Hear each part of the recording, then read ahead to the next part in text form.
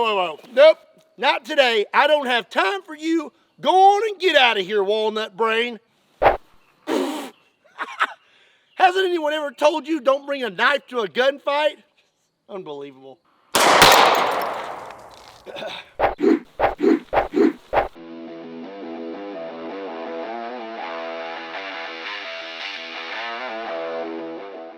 What's up, everybody? My name is Scott, and you're watching Kentucky Ballistics.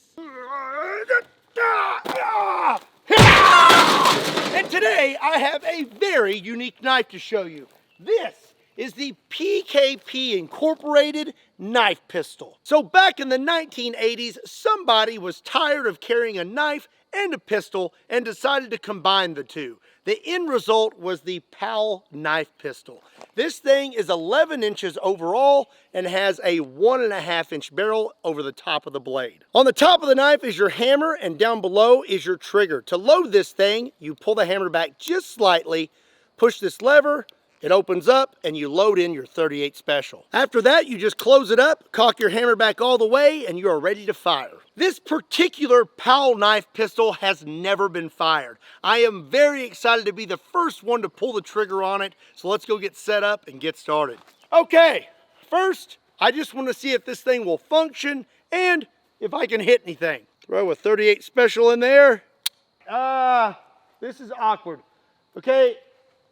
I don't think I'm going to be able to hit anything like this. I'm going to actually try to aim, maybe kind of hold it like a pistol.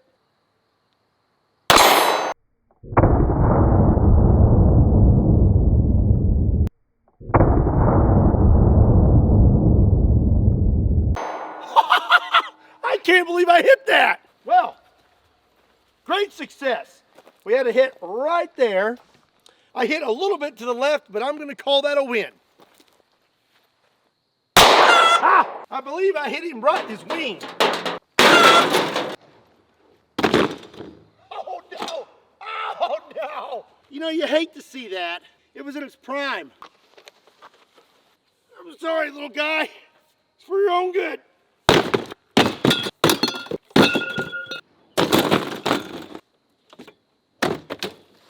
We're off to a bad start today. Okay, let's do some science, shall we? I have a 16-inch block of 10% clear ballistic gel sent to us by the fine folks at Clear Ballistics. And then I have this thingamajig. It's called a chronograph. This magical device will measure the speed of our bullets. So I'm gonna set this up in front of the gel. We're gonna shoot through it, get our bullet speed, and then see how much gel we make it through. Okay, I am gonna load up with a .38 Special 125 grain jacketed hollow point, and I'm gonna pray that I don't shoot my chronograph. Here we go. Oh!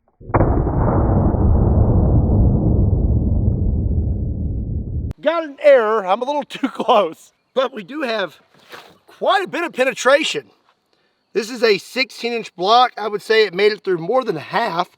That's at least about 9 to 10 inches of penetration. I'm really curious to how fast this round is moving. 167 feet per second. That's not very fast.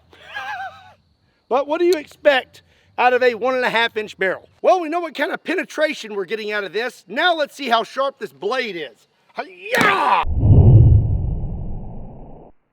Hi-ya! Now let's use this thing for real. I'm gonna give this ballistic gel a poke and then a pew. Here we go.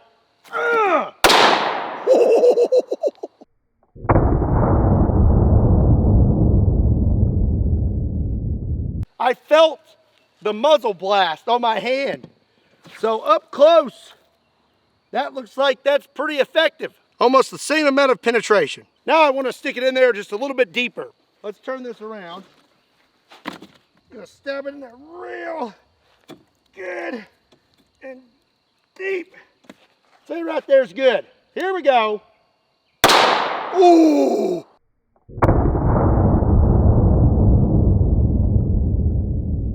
Take a look at that. That is some gnarly stuff there. We have quite a wound channel from our blade, and then our round made it pretty far into the gel. That knife is pretty sharp and pretty effective, but not as effective as my Judy chop. Hi-yah!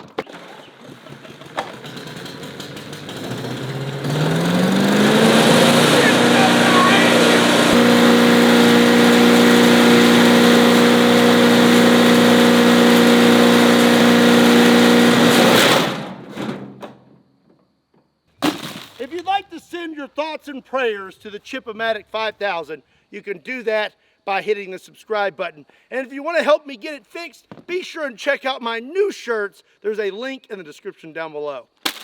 Up next, we have some apples. It looks like that round travels very close to the tip of that blade. So I'm thinking we can stab some apples and then blast them off the end of the knife. All right, let's see here. Ugh.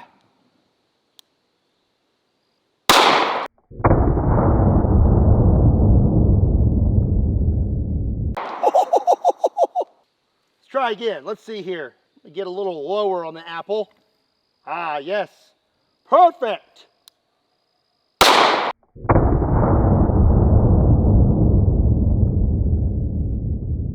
I literally could sit here and do this all day. Let's see if it'll go through 2 apples.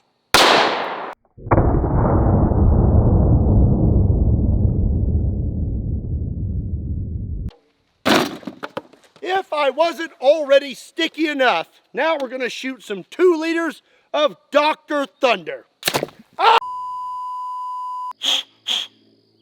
This is probably going to be a little messy. Here we go.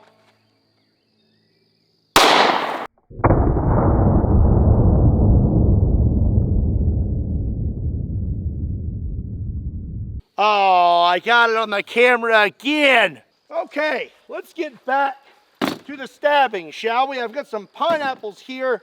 I'm gonna jab the blade into them and then pull the trigger. Ah! Ah!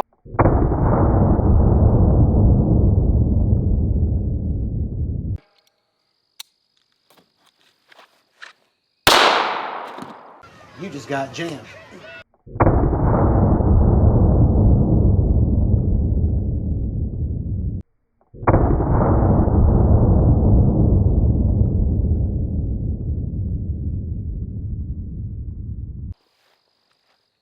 Well, folks, it looks like that is the end of the video.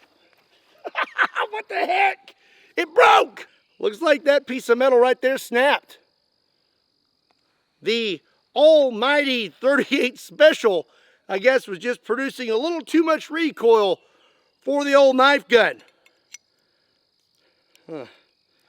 Well, again, if you didn't hear me the first time, I've got a new shirt, and you should check it out. There's a link in the description down below. So, I found the broken piece, and it's right here. And you see how that metal looks right there? I believe this is cast. This is not very strong metal. So that connects right there, and that would wrap around this pin. So I can put it back together now without removing the pin. Just put this piece right back in there like that. There you go. But in all honesty, I am not very thrilled with these results. This was not supposed to be an episode of When Guns Go Boom.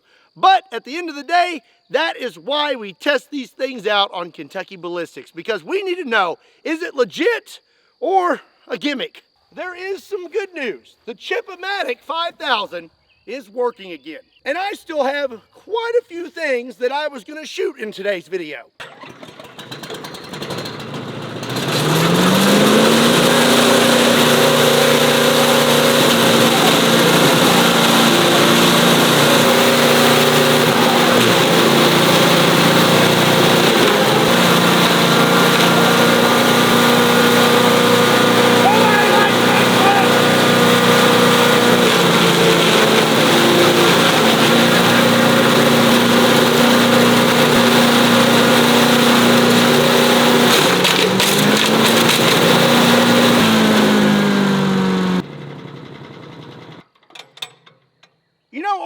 considered. I'm kind of glad the knife gun broke because that was much more eventful.